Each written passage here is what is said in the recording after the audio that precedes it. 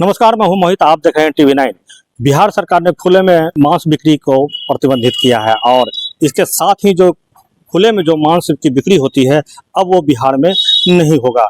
इसके साथ ही जो भी मांस विक्रेता है उनको जो अब लाइसेंस लेना होगा और ये लाइसेंस जो है नगर निगम से प्राप्त होगा और लाइसेंस लेने के साथ ही वे लोग जो है नियम कानून में बन जाएंगे। इसके साथ ही जो है नियम कानून को तोड़ने पर अब सजा का भी प्रावधान होगा। सरकार ने ये कदम जो है लोगों के स्वास्थ्य पर पड़ रहे प्रतिकूल असर को लेकर और जन भावनाओं को देखते हुए उठाया है। अब नगर निगम के जो अधिकारी हैं वे नियमित रूप से जो है ये मांस दुकान के जो है बिक्री जो जहाँ पर होती है उनका नियमित जांच करेंगे और वहाँ पर स्वास्थ्य संबंधी जो समस्या होती है उसको देखेंगे। उनका कचरा जो निस्तारण का जो मामला है उसको भी देखेंगे कि किस तरह से जो है वे लोग कचरा का निस्तारण कर रहे हैं और जो काले कपड़े में ढककर और जो बंद कमरे में जो है बंद खाना होना चाहिए वो है या नहीं, इस मामले को भी देखेंगे। ये तो बात सही है। कई शोधों से पता चला है कि खुले में जो बकरा काट के जो है मांस जो बेचा जा रहा है, तो देखिएगा कि पूरे बिहार और पूर्णिया में भी खास करके जो है प्रदूषण जो है बहुत ज़्यादा है और धूल मिट्टी उड़ता है और खुला में जो मांस काट के लटका हुआ रहता है उसमें जो धूल मिट्टी सटता है, वही जो है लोग खरीद के ले जाते हैं और वो खाते हैं। उससे जो है कई खतरनाक बीमारी जो है उत्पन्न हो रहा है और खास करके जो शुद्धता की बात है, बिल्कुल जो है शुद्धता नहीं रहता है। खस्सी की जगह जो है बकरी काट दिया जाता है, उसका जो है अंदर में ये लोग ऐसा सिस्टम करता है, लिंग परिवर्तन करके उसको खस्सी बना दिया जाता है और लोग को जो है पता नहीं चलता है। लोग जो है खस्सी समझ के उसको खरीद के ले जाते हैं और उसको जो है ले जा खाते हैं। और जो बकरी होता है, बकरी का मांस खाने से जो है कई प्रकार का बीमारी होता है, खास करके जो चर्म रोग होता है, चर्म रोग बीमारी जो है उत्पन्न हो रहा है। तो इस पर जो है बिहार सरकार को, प्रशासन को, खास करके पूर्णिया के जो प्रशासन है और फूड प्रोसेसिंग जो ऑफिसर है उनको जो है चेक करना चाहिए और इस पर जांच पड़ताल करके वैसे लोग जो इस प्रकार का काम कर रहा है, बीमारी फैलाने का काम कर रहा है, उस पर जो है कानूनी कार्रवाई करने का जो है काम किया जाना चाहिए।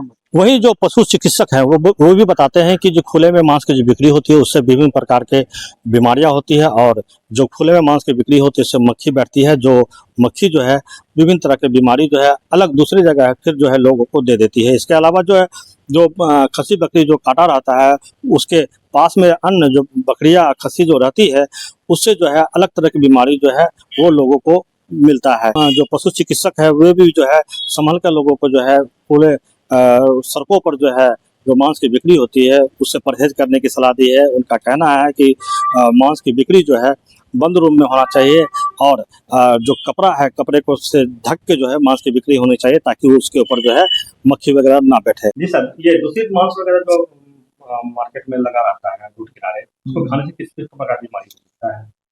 देखिए, अभी जो नया प्रस्ताव आया माननीय मुख्यमंत्री के द्वारा जो बात सुन रहे हैं, इसमें नगर निगम का ही रोल विशेष है। उनके द्वारा लाइसेंस दिया जाता है, लेकिन हमारा कहना है पशुपालकों को या आम पब्लिक को कि यह जो स्लॉटर हाउस जो खुले में काटा जाता है, खुले में काटना नहीं चाहिए। उसको खुले में काटने से क्या होता है कि अगर उसका ब्लड जो है एक सही समय के बाद वह पिट्रीफाइड हो जाता है, ब्लड और उसका मांस, तो उस पीरियड में अगर खुला जगह रहेगा तो बाहर का मक्खी जो है ब्लड पर बैठता है और वह बैक्टीरिया काम करता है।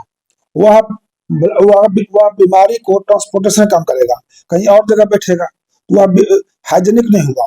इसलिए इसलिए कहा गया है कि उसको ढक कर ही काटें और कोशिश करें कि उसको एक स्लॉटर हाउस बने, उसके अंदर में उसको काटा जाए और उसको ढक कर उसको मांस को रखा जाए ताकि यह बीमारी को फैलने का आधार नहीं बने। ताकि वह जो और साथ साथ ये भी है, और किसी खस्सी को काटा जाता है मांस को, मुर्गी को, कुछ भी, तो उसको बहुत देर तक रखा रहे बाहर में, वह सही एज के समय के बाद उसको तुरंत उसको बेच दिया जाए। अब वो बहुत देर रहेगा तो वह पिट्रीफाइड होगा, सड़ेगा और उसका मक्खी बैठेगा, मक्खी जो है फिर बाहर लेके जाएगा बीमारी को, और वह बीमारी जो है ना, अब बाहर से जो मक्खी आया वो अभी फिर ब्लड पर बैठा, ब्लड जो है ना इसका एक सही समय पर उसको जो ट्रांसपोर्टेशन काम करेगा उसका। इसलिए कभी कोशिश करना चाहिए इसको ढक कर ही काटें ताकि बीमारी अधिक से अधिक नहीं फैले। इसको प्योर हाइजेनिक होना चाहिए। अभी धीरे धीरे इस पर कड़ाई शासन हो रहा है, हम लोग इसको प्रचार प्रसार भी कर रहे हैं ताकि जो है इस तरह का काम नहीं हो, और जब भी हो तो उसको बंद कपड़ा, काला कपड़ा से ढक करके, और जहाँ काट रहा है उसको शीशा लगा के उसमें जो है ना किसी तरह का बाहर से मक्खी उसमें प्रवेश नहीं करे। हाँ, एक साथ और भी है कि अगर मान लिया जाए खस्सी काट रहे हैं अब बगल में कोई खस्सी रखी हुई है तो उसको भी सामने में अगर कोई भी पशु हो देखेगा तो उसको लगता है कि आज मेरा भी इसमें बोलती तो नहीं है लेकिन भावना तो है उसके साथ मेरा भी हत्या इसी ढंग से होगा। तो ये थोड़ा सा लगता है कि एक मैंने कहा जाए कि मैंने मानवता नहीं है कि उसको सामने में बंधा हुआ है हम बगल में काट रहे हैं, उसको अलग व्यवस्था अलग रखा जाए उसको हाँ उसके लिए हम लोग कह रहे हैं, हम लोग जो है ना अभी हम लोग चिट्ठी आई नहीं है लेकिन सुन रहे हैं कि नगर निगम में इस तरह की बात आ गई है और नगर निगम के द्वारा इसका कार्रवाई हो रही है और व्यवस्था भी होगा कि सभी को बंद घर में उसका एक स्लॉटर हाउस बने वो काटे जाए उसमें प्लस जो है उसको ढक के रखा जाए। वो जो लटका देते हैं लोग और खुला जगह जो मक्खी उधर से उड़ उड़ के आएगा उसमें सही समय पर उसको अगर नहीं बिक जाता है वो तो वह बीमारी का घर बन जाता है और हाइजेनिक नहीं रहेगा, इससे हर आदमी को बीमारी फैलने का खतरा बन जाता है, इसलिए उसको हमेशा ढक के रखा जाए। वहीं बिहार सरकार का ये कदम काबिल तारीफ है और लोग इसकी जो है तारीफ कर रहे हैं। उनका कहना है कि खुले में मांस बिक्री सच में जो है खतरनाक है, क्योंकि जो बच्चे स्कूल जाते हैं वो उसको सरेआम लटकाए हुए देखते हैं जिससे उनमें जो है भय का माहौल पैदा होता है। मगर इसके साथ साथ जो रोड किनारे जो भी मांस के बिक्री का जो केंद्र होता है उनका अस्थायी तौर पे जो है कोई ठोर ठिकाना नहीं होता है। नगर निगम की गाड़ियां जो है वो चलती है और जो है उनको हटाया जाता है, फिर एक जगह से वो दूसरे जगह चले जाते हैं। ऐसी शिकायतें मिल रही हैं। नगर निगम क्षेत्र में कई जगह खुले में मीट मछली का व्यापार किया जाता है, तो ये अनहेल्दी है तरीका। और जैसा कि आप जान रहे हैं कि नगर निगम क्षेत्र में फुटपाथ के किनारे या अतिक्रमण करके ऐसे जगहों को चिन्हित कर करके इन सभी लोगों को हटाया भी जाता रहा है। और पुनः फिर से जो डायरेक्शन गवर्नमेंट का आया है इससे रिलेटेड, तो इसके संबंध में उन सभी लोगों को हिदायत दी जा रही है कि यदि वो इस तरह का व्यवसाय करते हैं तो निश्चित रूप से वो एक उनका जो उसमें कपड़ा डाल करके और कहीं भी कोई धार्मिक स्थल के आसपास, स्कूल के आसपास, इन सब जगहों पे कोई व्यवसाय करने की छूट उन्हें नहीं दी जाएगी।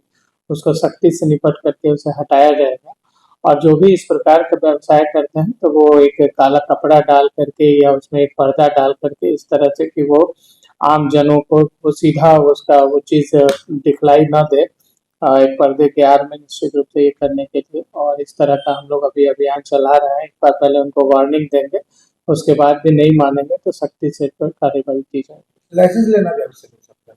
ट्रेड लाइसेंस लेने का जो प्रावधान है, ट्रेड लाइसेंस चूंकि ऐसे जगहों पे दिया जाता है जहाँ पे कोई अधिकृत रूप से कोई व्यवसाय करते हो, वे लोग अप्लाई करते हैं। यदि ये सड़क और फुटपाथ के किनारे ये अनधिकृत स्थल है तो ऐसी स्थिति में उन्हें ट्रेड लाइसेंस में निर्गत नहीं किया जा सकता है।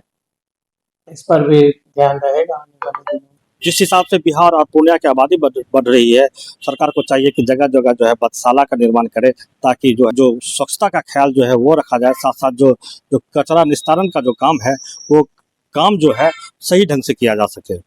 TV9 के लिए पूर्णिया से मोहित पंडित।